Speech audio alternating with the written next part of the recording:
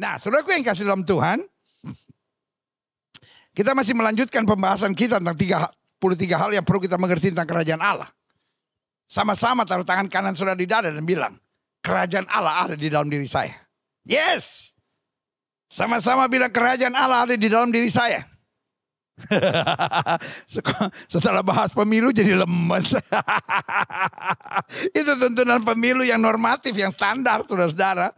Dan saya mau tegaskan buat saudara bahwa kalau bicara hubungan, saya memiliki hubungan dengan semua. Tapi saudaraku yang kasih dalam Tuhan, yang saya pentingkan adalah yang terbaik untuk Indonesia. Dan saya pikir apa yang sudah disepakati oleh gereja-gereja di Indonesia itu PGI, tuntunan sudah cukup. Kalau saudara tadi merasa belum lengkap, sudah bisa buka di YouTube ada, sudah bisa buka di Google ada, tuntunan PGI untuk menentukan pemilu. Ah, itu kan, haleluya, menentukan capres atau cawapres, ya kan, haleluya. Nah, saudaraku yang kasih dalam Tuhan, sekali lagi sama-sama taruh tangan kanan saudara di dada. Bilang, di dalam diri saya ada roh Allah. Sama-sama bilang, kerajaan Allah ada dalam diri saya. Ketika kerajaan Allah dalam diri kita, maka kemuliaannya akan dinyatakan. Nah, hari ini dalam pembahasan ke-7, kita sedang mau bicara kerajaan Allah sudah dekat. Haleluya. Kerajaan Allah yang datang dalam prinsip dalam hidup kita sudah semakin dekat, akan datang membawa kita masuk ke dalamnya. Klik. Markus 1 ayat 14. Sesudah Yohanes ditangkap, datanglah Yesus ke Galilea memberitakan apa? Injil Allah. Dan beritanya sangat jelas. Waktunya telah genap, waktunya telah selesai, kerajaan Allah sudah dekat. Bertobatlah.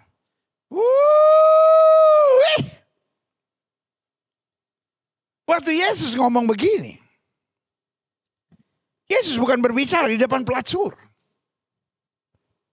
Yesus tidak sedang bicara di depan perampok. Yesus tidak sedang bicara pada penyembah-penyembah berhala. Tapi Yesus sedang bicara pada orang banyak, sebagian besar orang Farisi dan orang Yahudi. Orang-orang yang mengenal Tuhan, tapi Yesus bilang apa? Waktunya telah genap. Kerajaan Allah sudah dekat, bertobatlah dan percayalah kepada Injil. Sama-sama bilang sama saya harus bertobat. Sama-sama bilang sama saya harus bertobat. Dan sama-sama bilang saya harus percaya pada Injil. Nah, saudaraku yang kasih dalam Tuhan, banyak orang berpikir bertobat dari pembunuh menjadi orang yang berhenti membunuh. Bertobat dari penjina dan berhenti menjadi penjina. Tetapi saya mau bilang, istilah bertobat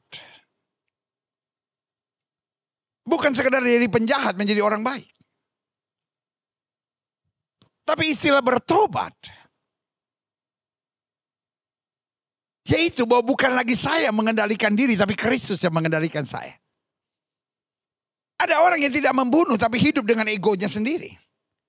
Ada orang yang tidak menyembah berhala tetapi hidup dengan kemauannya sendiri. Tapi apa artinya bertobat? Artinya hidup saya bukan saya lagi yang kendalikan, tapi Kristus yang kendalikan. Yang setuju sama saya, katakan Kristus yang harus kendalikan saya. Haleluya, sama-sama bilang Kristus yang harus kendalikan saya. Saudara-saudara yang di rumah, ketika live chat saudara, Kristus yang harus kendalikan saya. Karena kalau saya mengendalikan diri saya sendiri, hidup saya akan menghadapi banyak kekacauan.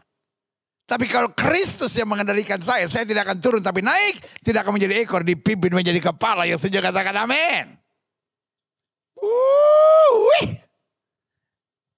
Nah, karena itu saya pelajari. Suka atau tidak suka, kita pasti akan menghadapi kerajaan Allah yang sudah semakin dekat.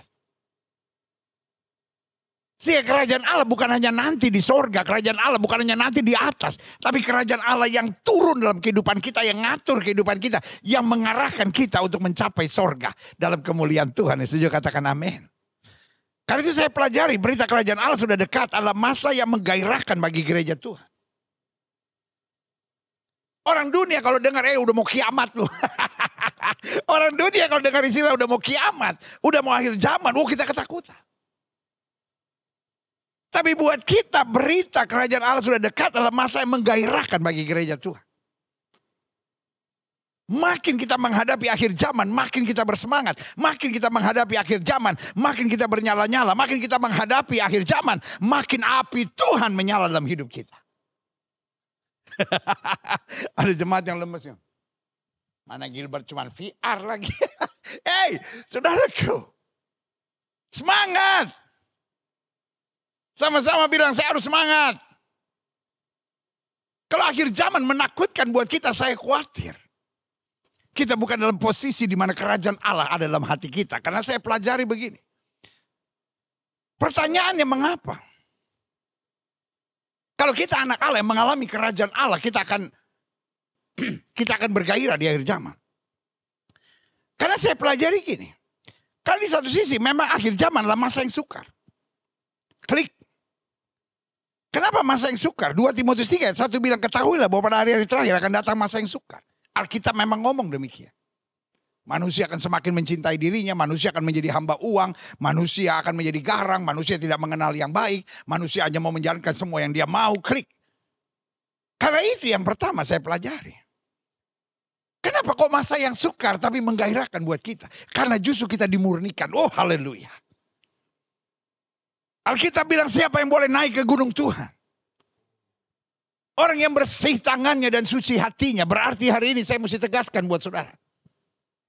Di satu sisi akhir zaman memang penuh tantangan. Tetapi kita bergairah. Kenapa? Tantangan demi tantangan kita dimurnikan. Dan Paulus menekankan kepada kita.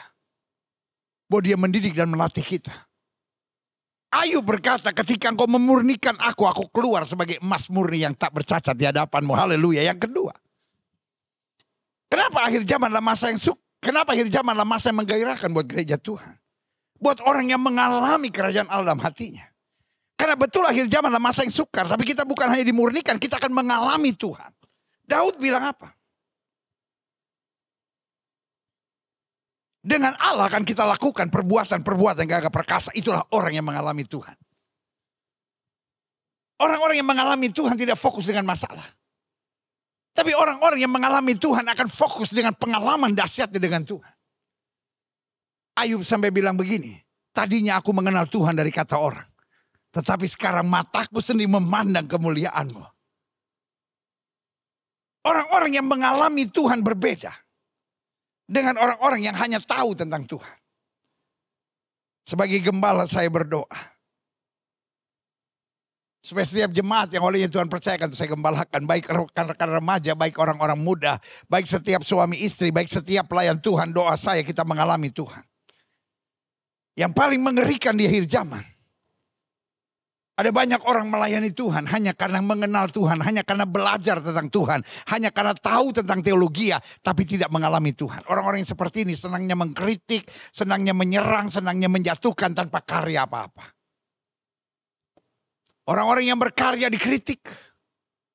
Orang-orang yang memenangkan jiwa diserang. Orang-orang yang menumpangkan tangan buat yang sakit dan yang sakit sembuh dibilang sesat. Nah ini tipikal orang-orang yang hanya punya pengetahuan tapi tidak punya pengalaman dengan Tuhan. Paulus sampai bilang aku tahu kepada siapa aku percaya, aku yakin dia berkuasa. Saya ulangi. Kenapa buat gereja Tuhan, kerajaan Allah yang sudah semakin dekat menggairahkan? Pada kita tahu akhir zaman adalah masa yang sukar. Yang pertama karena di masa yang sukar itu kita dimurnikan. Yang kedua di masa sukar itu kita justru mengalami Tuhan. Sampai kita bukan hanya tahu tentang Tuhan, tapi kita alami Tuhan hari demi hari. Dan yang ketiga saya pelajari. Karena justru di masa yang sukar kita terlatih. Dalam hikmat, dalam pengertian, serta dalam kuasa Tuhan. Ada banyak orang pintar tapi belum tentu berhikmat. Ada banyak orang hebat tapi belum tentu berpengertian. Ada banyak orang-orang yang punya pengetahuan banyak. Tapi belum tentu mengalami kuasa Tuhan. Yang saya percaya justru di masa yang sukar. Kita dilatih untuk tidak mengandalkan sekadar logika. Tapi kita dilatih untuk mengandalkan hikmat. Tidakkah saudara ingat cerita dua ibu? Yang masing-masing punya anak. Yang satu anaknya mati. Anak yang satu hidup. Dan kemudian mereka berebut. Dan hukum Israel, hukum Yahudi, ada kepala 50, ada kepala 100, ada kepala 1000. Berarti setiap ada persoalan dibawa dulu kepada kepala 50. Lalu dibawa kepada kepala 100, dibawa kepada kepala 1000. Tapi akhirnya sampai kepada Salomo. Kenapa? Karena kalau dua ibu berkelahi, nggak ada yang bisa nengahi. Sampai akhirnya dibawa ke Salomo. Dan Salomo bukan mengandalkan kepandaiannya, kekuatannya, kehebatannya, kejayaannya. Dia hanya mengandalkan hikmat. Waktu dia dengar dua ibu ini ngotot. Ingat, sudah begitu banyak jenjang yang tidak bisa menyelesaikan masalah ibu ini. Tiba-tiba Salomo bilang, ambil pedang. Kita belah bayi ini. Masing-masing dapat setengah. Langsung satu berteriak, benar ini ide yang luar biasa. Nang di ho, nang di au. Kalau kamu gak dapat, saya juga gak dapat. Saya gak dapat, kamu juga gak dapat. Biar Bolis saja yang dapat. Saudaraku. Tapi yang satu ibu bilang, please, jangan. Kalau memang harus begitu, biar dia mendapatkannya, aku rela. Dari hikmat itu, Salomo langsung bilang, kamu ibu yang sebenarnya. Tangkap ibu yang satu ini. Saudaraku. Justru di masa yang sukar. Kita belajar jangan sok tahu, jangan sok pintar, jangan sok jago. Jangan apa-apa main perasaan, jangan apa-apa main logika. Tapi andalkan hikmat Tuhan. Jalani pengertian. Dan percaya kuasa Allah membimbing kita. Haleluya. Yes.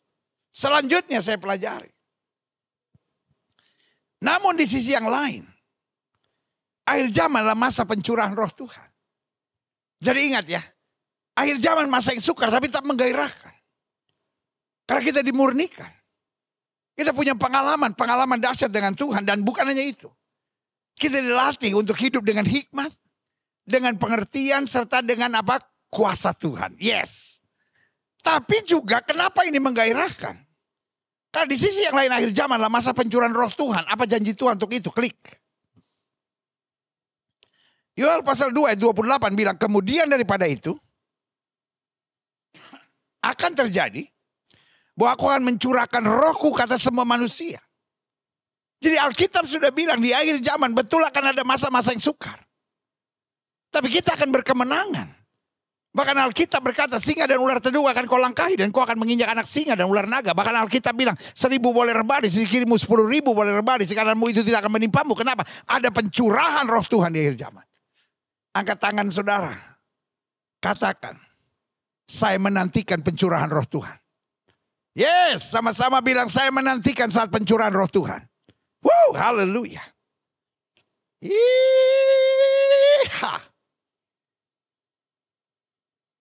Alkitab bilang, barang siapa yang dipimpin oleh roh Allah, akan menjadi anak-anak Allah. Dan Alkitab sudah bilang, di akhir zaman betul akan ada masa yang sukar. Itu sebabnya Allah mencurahkan rohnya, dikatakan apa? Kemudian daripada itu akan terjadi bahwa aku akan mencurahkan rohku ke atas semua manusia. Jangan bilang pencurahan roh kudus hanya untuk gereja Pantekosta. Jangan bilang pencurahan roh kudus hanya untuk gereja-gereja aliran karismatik, aliran GBI. Kalau kita tidak menerima, lo Alkitab sudah bilang. Berarti gereja-gereja menolak pencurahan roh kudus. Ada gereja-gereja yang tidak menyadari nubuatan Tuhan di akhir zaman bahwa aku akan mencurahkan rohku kata semua manusia. Orang-orang Katolik akan menerima lawatan Tuhan. Orang-orang HKBP, orang-orang Gemim, orang-orang GPM, orang-orang Pantekosta, orang-orang dari gereja manapun selama namanya manusia, Alkitab bilang aku akan mencurahkan rohku kata semua manusia. Maka anak-anak lelakimu akan bernubuat. Orang-orangmu yang tua akan mendapat mimpi, teruna-terunamu akan mendapat penglihatan-penglihatan. Nah, sampai di sini. Kemudian timbul perdebatan. Apa artinya bernubuat? Apa artinya mendapat mimpi? Apa artinya mereka akan melihat penglihatan-penglihatan? Sebelum kita menerjemahkan lebih jauh, saya menyimpulkannya dengan satu kata. Bahwa di akhir zaman ketika roh Tuhan dicurahkan atas kita, kita mengalami hal-hal yang hebat dan dahsyat.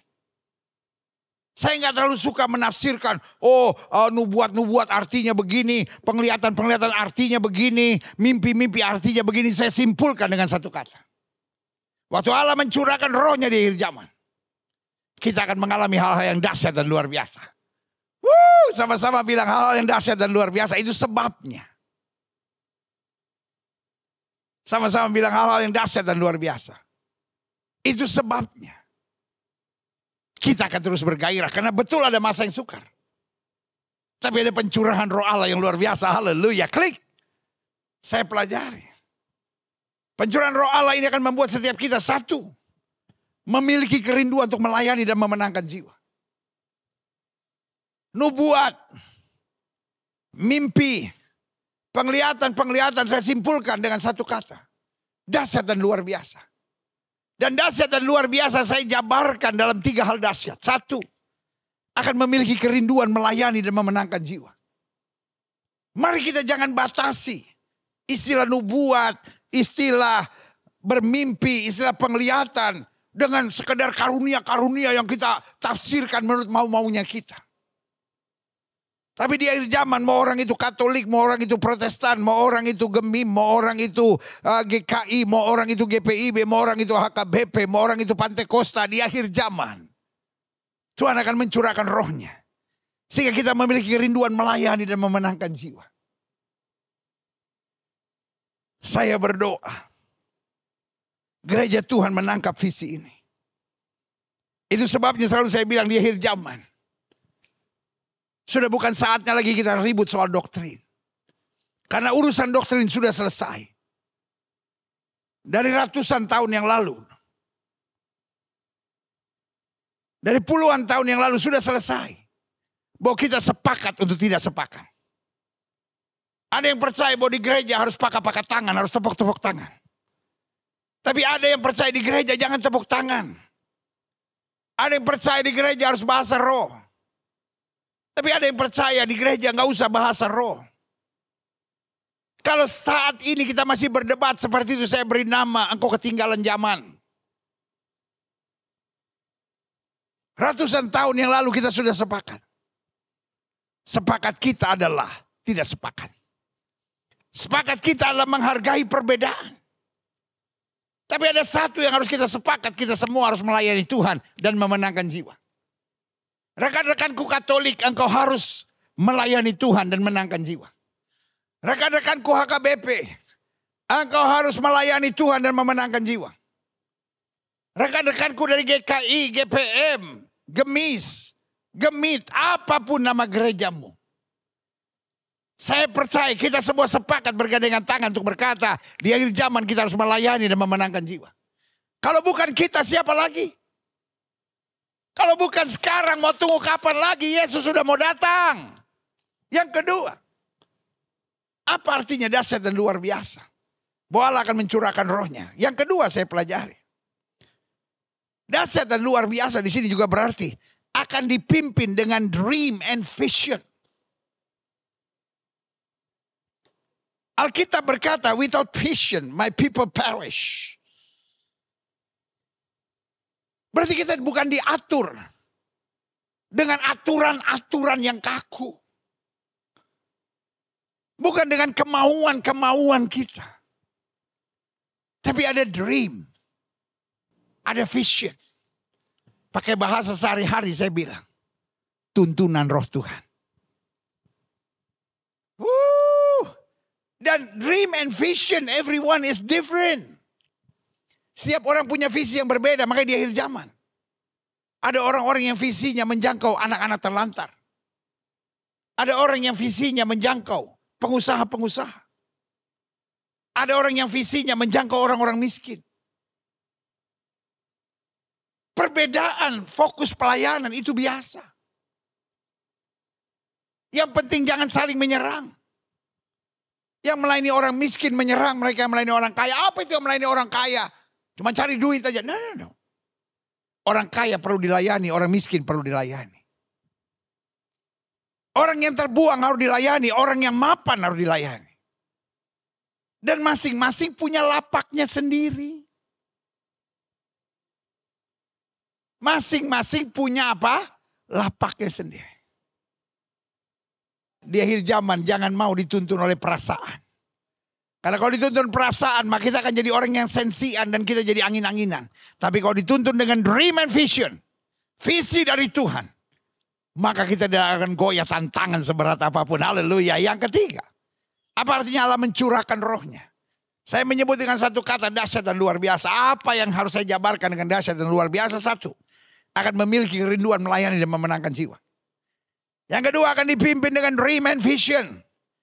Dan yang ketiga, akan memiliki gerakan kehidupan yang mau dikendalikan oleh Tuhan. Saudaraku, saya khawatir hari-hari ini orang hanya dikendalikan oleh apa yang dianggap normal dan wajar di dunia ini. Sehingga orang hari-hari ini merasa LGBT normal dan wajar, semua orang juga buat itu kok. Kawin cerai itu normal dan wajar, minum mabuk judi wajar. Pacaran lakukan hubungan seks sebelum nikah wajar. Kawin cerai wajar. Karena kita hanya melihat kepatutan. Sehingga yang paling populer hari-hari ini Vox Populi, Vox Dei. Suara orang banyak adalah suara Tuhan. Tapi hari ini saya mau bilang Vox Populi isn't Vox Dei. Suara orang banyak belum tentu suara Tuhan. Karena suara Tuhan semua ada dalam firman-Nya. Yang setuju sama saya katakan ada dalam firman-Nya. Saudara-saudara yang di rumah ketika live chat saudara, suara Tuhan ada dalam firman-Nya. Di akhir zaman Tuhan sedang mengendalikan kembali orang-orangnya. Sehingga kita dapat berkata seperti Yesus di Taman Getsemani, biar bukan kehendakku yang jadi, melainkan kehendakmu yang terjadi. Yang setuju katakan amin. Selanjutnya saya simpulkan. Menyadari kerajaan Allah sudah dekat.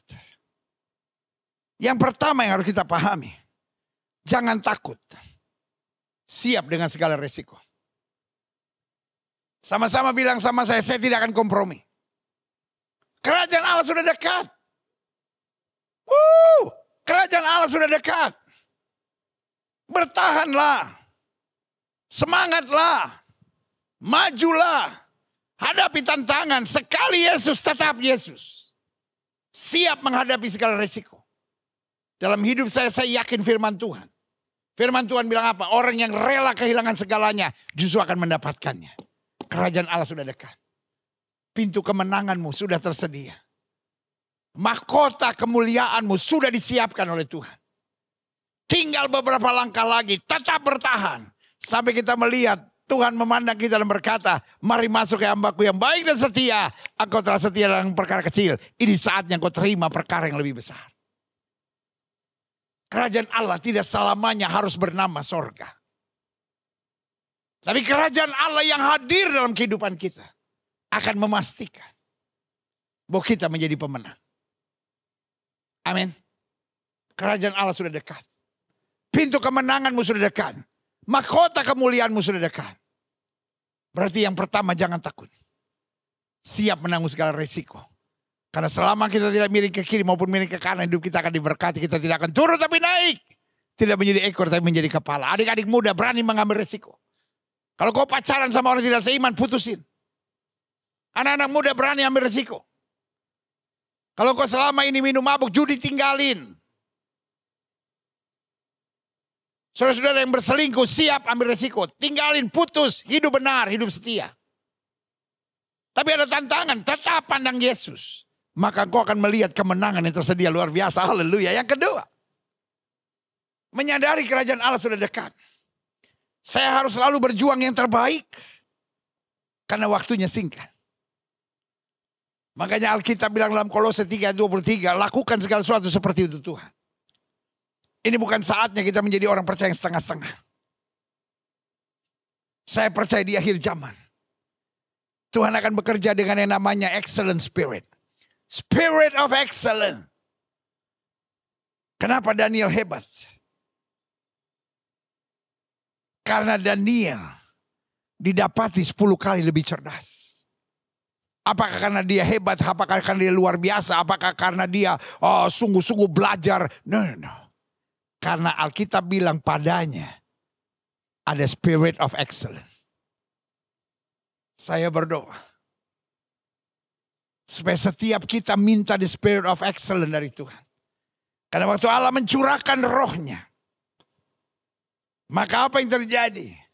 Kerajaan Allah turun pada kita. Dan anak-anak Tuhan tidak akan setengah-setengah. Yang pertama, menyadari kerajaan Allah sudah dekat. Jangan takut, siap dengan segala resiko. 2, selalu berjuang yang terbaik karena waktunya sudah singkat.